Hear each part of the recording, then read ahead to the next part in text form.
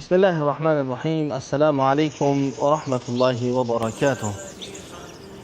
Abdulloh ibn Umar radhiyallohu anhu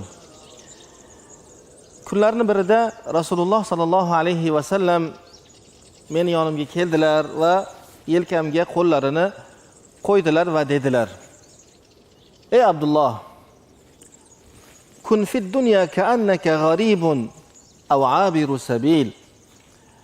Bu dunyoda bir g'arib va yoki yo'lovchi odam sifatida yashab o'ting dedilar.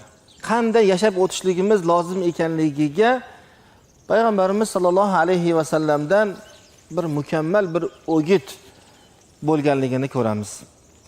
Bu dunyoda deyaptilar, g'arib yoki yo'lovchi odam sifatida bo'ling. Tasavvur qiling, siz yashab turgan bir mahallaga keldi, bir odam keldi, bir joydan bir odam 15-20 kunligiga keldi. 20 kunga, 30 kunga kelgan joyida uy qilsa, joy qilsa, molxona qilsa, otxona qilsa, bog' qilsa, rog' qilsa, uni olsa, buni olsa, yo'q albatta. Bu odam keldi, ertaga ketadigan odam. Awabiru sabil, yo'lovchi odam ham xuddi shundoq. Yo'lovchi odam undan ham ko'ra qisqaroq. Bir odam yo'lda ketyapti. Ketayotgan yo'lida charchadi, suvsadi, hojati, namozi degandek bir soya salqin joyga to'xtadi. Tahoratini oladi, namozini o'qiydi, balki biroz yotib mizg'ib uxlaydi va yoki taomini, sharobini ehtiyojiga ko'ra tanovul qilgandan so'ng yana yo'liga davom etadi. Yo'lda ketayotgan odam tushgan joyida dam oladigan bu bekatida xuddi avvalda aytganimizdek, uy, joy, mol, hol, ro'zg'or tashvishida bo'lmaydi, balki safar tadorugida bo'ladi. Bu dunyoni mana shu ikki misoldan kelib chiqqan holda tasavvurini qilishligimiz va unga ko'ra bir tashkillashtirishligimiz lozim bo'lar ekanki, bu hayot shunaqa bir hayot. Jannat umidida bo'lgan bir inson, biz u odamga jannat yo'lchisi deymiz. Bu odam onasidan tug'ilgandan to jannatga qadar bo'lgan bir masofa orasida yuradigan bir yo'lovchi musofirga o'xshaydi. Birinchi bekatimiz mana biz yashab turgan mana shu dunyo. 60 yil, 70 yil orasida bo'ladi meni ummatimning hayoti o'rtalama deganlar payg'ambarimiz. 80 yil bo'lsin, 90 yil bo'lsin, Alloh umringizni uzoq qilsin toatida. Lekin baribir bu bekat ko'p uzun surmas ekan. Ikkinchi bekatimiz vafot topganimizdan keyin qabrga kirganimizda boshlanar ekan, toki hashr kuni kelib Allohning amri bilan butun insoniyat qabrlaridan tirilib chiqadigan kun kelguniga qadar ikkinchi bekatimiz qabrimizda kutib yotar ekanmiz. Uchinchi bekat mahshar maydoni. Allohning amri bilan butun insoniyat yerdan bosh ko'tarib qayta tirilib mahshar maydoniga to'planishliklari va u yerda sarhisob qilinishliklari va bu bekatda toki yo jannat va yo jahannam Alloh asrasin eshiklariga borguniga qadar insonni yo'lchiligi davom etar ekan. Oxirgi va 4-bekat inshaalloh jannat bo'lar ekan. Ana endi mana bu 4 bekat sizni kutib turibdi. Siz hayot haqida o'ylar ekansiz. Hayotni faqat tug'ilib to o'lgunga qadar bo'ladigan hayot emas, balki mana shu 4 bekatdan iborat bo'lgan bir hayot ekanligini unutmasligimiz lozim bo'lar ekan. Salaf ulamolaridan birlari insonlarga qarata aytgan ekanlarki, ey abadiyat sohiblari, bu dunyo fonidir, lekin siz foni emassiz. Bu dunyo tugaydi, lekin siz tugamaysiz, balki siz abadiyat uchun yaratilgansiz. Siz jannat uchun yaratilgansiz.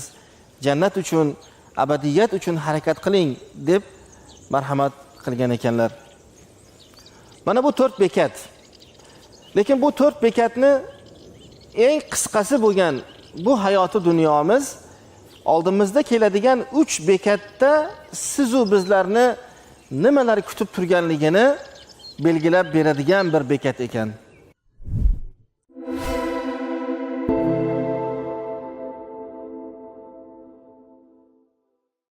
Inson birinchi bo'lib jannatni qachon ko'radi?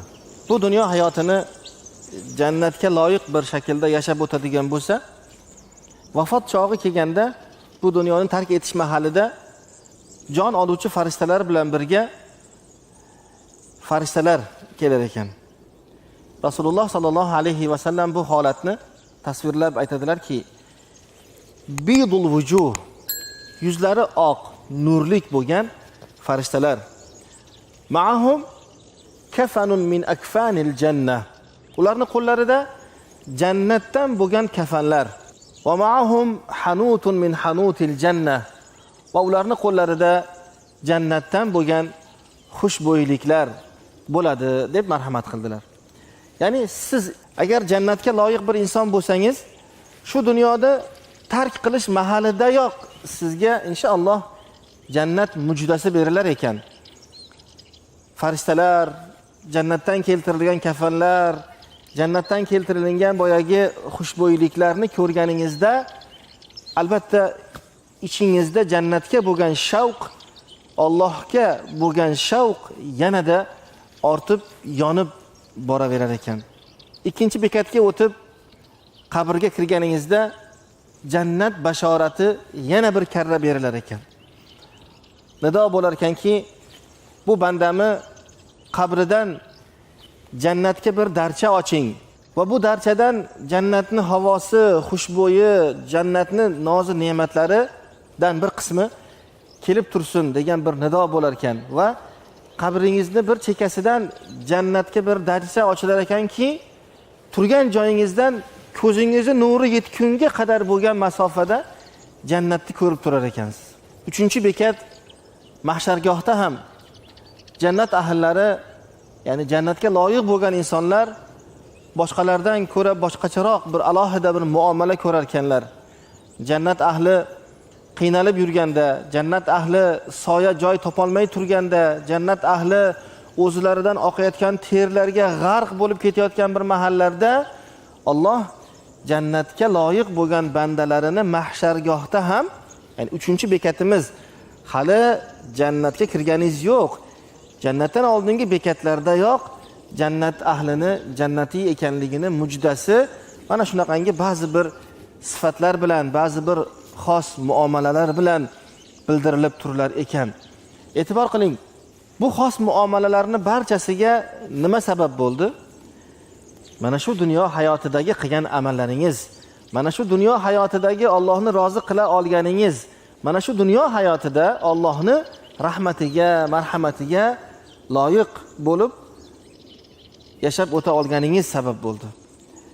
Bu dunyo o'zi qisqa, lekin o'sha uzun abadiy bo'ladigan keyingi bekatlarimiz uchun bir poydevor ekan, bir sarmoya ekan. Alloh azza va jalla hammalarimizni bu dunyodan chiqar chog'imizda Allohning rahmatini qo'lga kiritib, Allohning jannatini qo'lga kiritib o'tishligimizni Robbim barchamizga nasib aylasin. Assalomu alaykum va rahmatullohi va barakatuh.